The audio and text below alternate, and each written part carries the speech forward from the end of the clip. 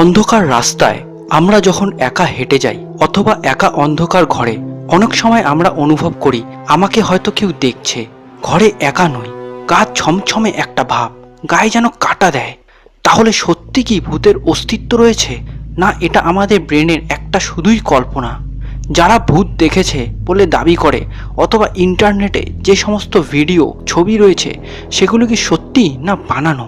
আজ আমরা এই ভিডিওটির মাধ্যমে সেই সব প্রশ্নের উত্তর খুঁজব সায়েন্টিফিক ওয়েতে, বিজ্ঞানের সাহায্য নিয়ে। তাই তোমাদের যদি ভূত অথবা আত্মা এই সমস্ত বিষয়ে সত্যি জানার ইন্টারেস্ট থাকে তাহলে এই ভিডিওটি অবশ্যই শেষ অবধি দেখো, সমস্ত প্রশ্নের উত্তর পেয়ে যাবে। তাহলে চলো আজ আমরা একসাথে এই রহস্যের সন্ধান করি। আর বন্ধুরা, তোমাদের সবাইকে জানাই স্বাগত অদ্ভুতরের রহস্যের সন্ধানে চ্যানেলে।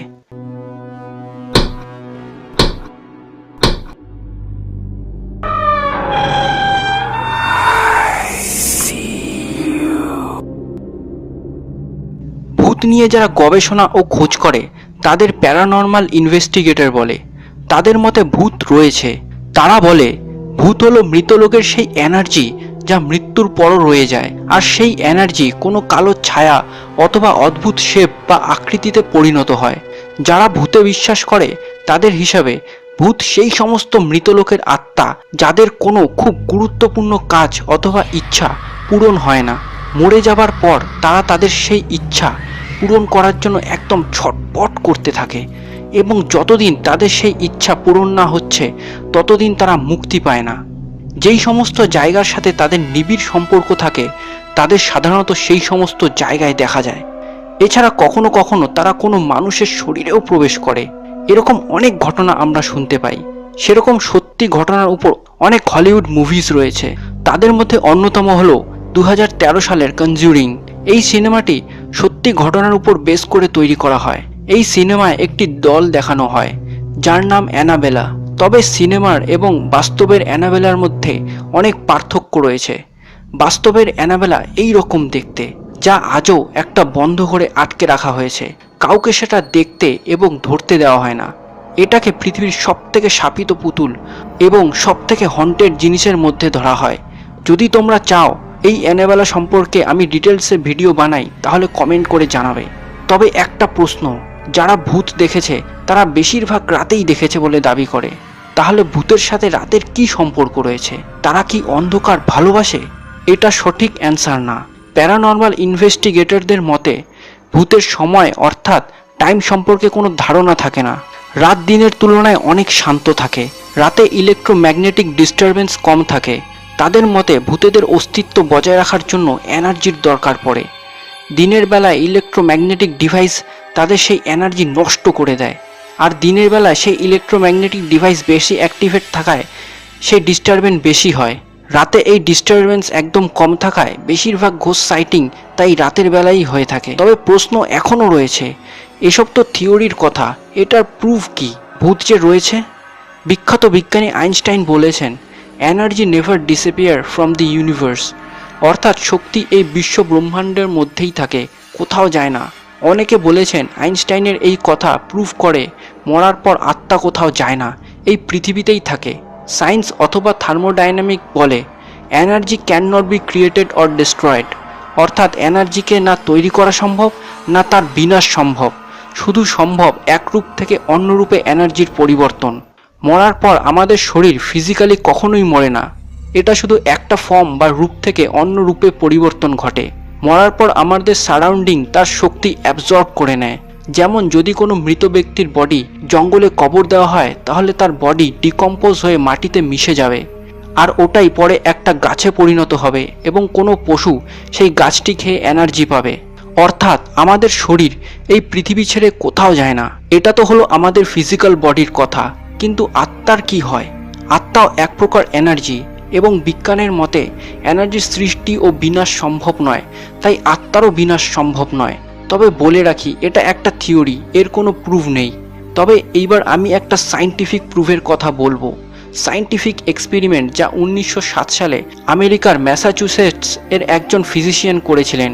তিনি 6 জন ব্যক্তি যারা প্রায় তাদের জীবনের শেষ সময়ে এসে পৌঁছেছেন তাদের মরার আগের ওয়েট এবং মরে যাওয়ার পর ওয়েট করেন এবং তিনি দেখেন প্রতি ক্ষেত্রে মরার আগের এবং মরে যাওয়ার পরের ওজনের মধ্যে 21 গ্রামের পার্থক্য রয়েছে। এটা কিভাবে সম্ভব?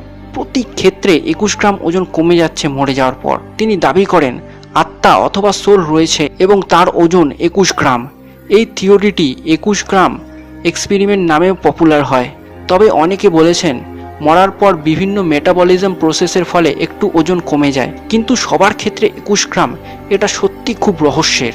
এটা হয়তো সত্যিই প্রুফ করে আত্মা রয়েছে এবং তার ওজন 21 গ্রাম। তোমরা কখনো নিয়ার ডেথ এক্সপিরিয়েন্সের কথা শুনেছো?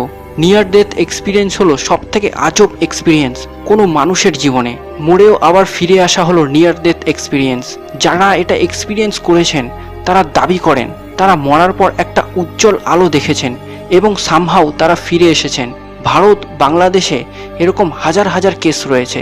অনেকে আরও দাবি করে তারা অ্যাঞ্জেল অর্থাৎ পরী দেখেছেন। উজ্জ্বল আলোর দিকে তারা হেঁটে যাচ্ছেন।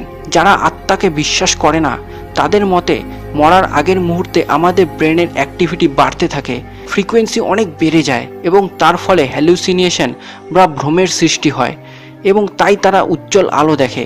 কিন্তু কোনটা সত্যি কোনটা মিথ্যা কেউ বলতে পারবে না। ভিডিওর শুরুতে বলেছিলাম অনেক সময় আমরা অন্ধকার ঘরে অনুভব করি আমাকে হয়তো কেউ দেখছে। আমরা একা নই। সায়েন্টিফিক ভাষায় এটাকে সাইকিক স্টিয়ারিং এফেক্ট বলে। আবার অনেক সময় হন্টেড হাউসে প্রবেশ করার সাথে সাথেই কাজ ছমছমে একটা ভাব চলে আসে। এটা কেন হয়?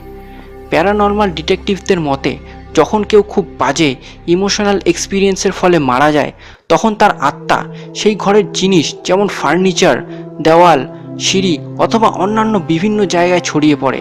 তাই যদি তোমরা কোনো হন্টেড জায়গায় ভিজিট করো তাহলে একটা অদ্ভুত ইমোশনাল ফিলিংস হবে, যেন মনে হবে তোমরা সেই আত্মার সমস্ত দুঃখ কষ্ট ফিল করছো এবং গা ছমছমে একটা সেন্সেশন ফিল হবে। তবে বন্ধুরা, যদি আমরা কথা বলি ঘোস্ট সাইটিংয়ের ব্যাপারে তাহলে অনেকেই দাবি করে তারা ঘোস্ট দেখেছে। ইন্টারনেটে এরকম ভিডিও অথবা ছবি অল্প সার্চ করলেই পাওয়া যায়, তবে তার বেশিরভাগই ফেক, তা বানানো। কিন্তু ওয়েজা বোর্ডের মাধ্যমে ভূতেদের সাথে কথা বলা, তাদের ডাকা সম্ভব। আমি কখনোই এটা তোমাদের সাজেস্ট করব না, কারণ এটা অনেক বিপজ্জনক এবং ভয়ঙ্কর একটা বোর্ড।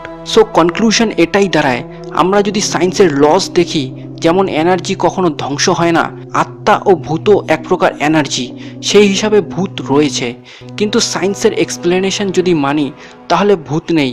আবার এটার এক্সিস্টেন্স কখনোই সায়েন্টিফিক্যালি প্রুভ করা সম্ভব নয়। তবে প্যারানর্মাল ইনভেস্টিগেটরদের মতে ভূত রয়েছে। তাই তো পৃথিবীতে এত ghost citing, haunted house, human পজিশনের ঘটনা ঘটছে। আমি নিজে একদিন রাতে ঘোস্ট সাইটিং এক্সপিরিয়েন্স করেছিলাম। তাই আমি তো এটা বিশ্বাস করি যে ভূত রয়েছে। তোমাদের কি মতামত? তোমরা কি এটা বিশ্বাস করো? নিচে কমেন্টে অবশ্যই জানাবে। আর ভিডিওটি ভালো লাগলে অবশ্যই সবার সাথে শেয়ার করো। চ্যানেলটিকে সাবস্ক্রাইব করে বেল আইকনে অবশ্যই ক্লিক করো পরবর্তী ভিডিওর নোটিফিকেশনের জন্য। আশা করছি ভিডিওটি তোমাদের ভালো লেগেছে। চেষ্টা করব পরবর্তী ভিডিওটি আরও রহস্যে ভরা কোনো টপিকের উপর তৈরি করার। তাহলে দেখা হচ্ছে পরবর্তী ভিডিওতে। ভিডিওটি দেখার জন্য অসংখ্য অসংখ্য ধন্যবাদ।